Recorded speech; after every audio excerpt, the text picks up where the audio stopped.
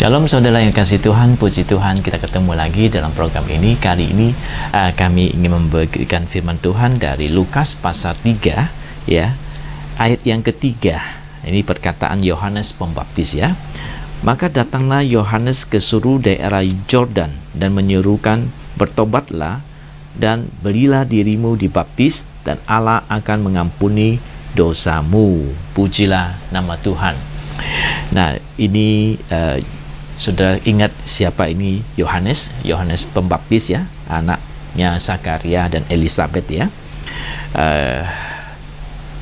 Dia sebelum Yesus mulai pelayanan, dia memulai dulu merintis ya, pelayanan, membuka jalan seperti itu untuk Tuhan Yesus nanti bisa meneruskannya, pelayanannya dengan lebih leluasa ya.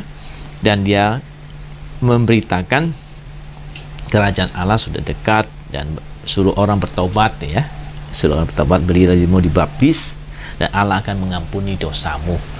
Jadi hari ini kita mau bicara mengenai bertobat.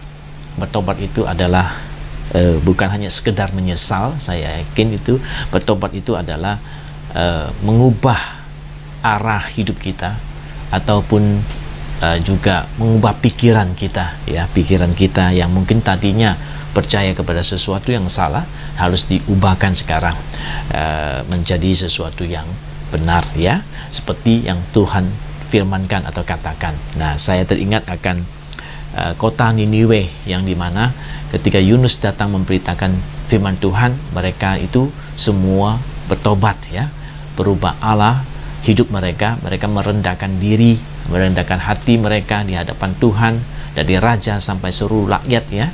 Akhirnya Tuhan tadinya mau menghukum mereka, penghukuman Tuhan mau datang kepada mereka, tidak jadi atas mereka, dan Tuhan mengasihani mereka dan Tuhan memberikan pengampunan dan tidak menjadi hukum mereka ya. Puji Tuhan. Jadi pertobatan itu sangat perlu, apalagi hari-hari ini kami mendengar bahwa Tuhan sedang melakukan penghukuman ya, penghukuman Tuhan terjadi di atas muka bumi ini ya.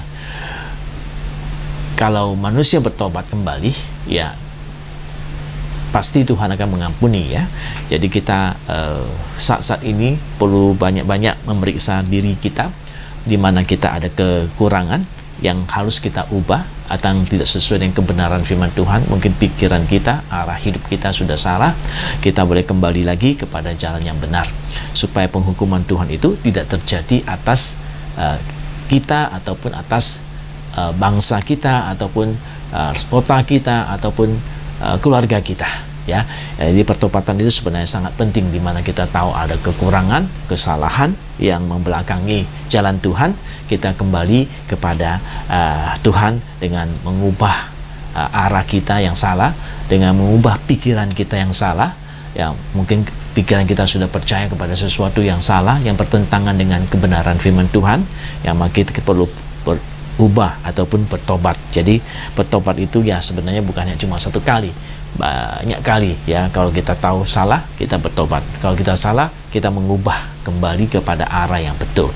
Nah, itu namanya pertobatan ya. Pertobatan itu begitu penting buat kita dan buat Tuhan untuk melimpahkan segala berkat kepada kita semua ya.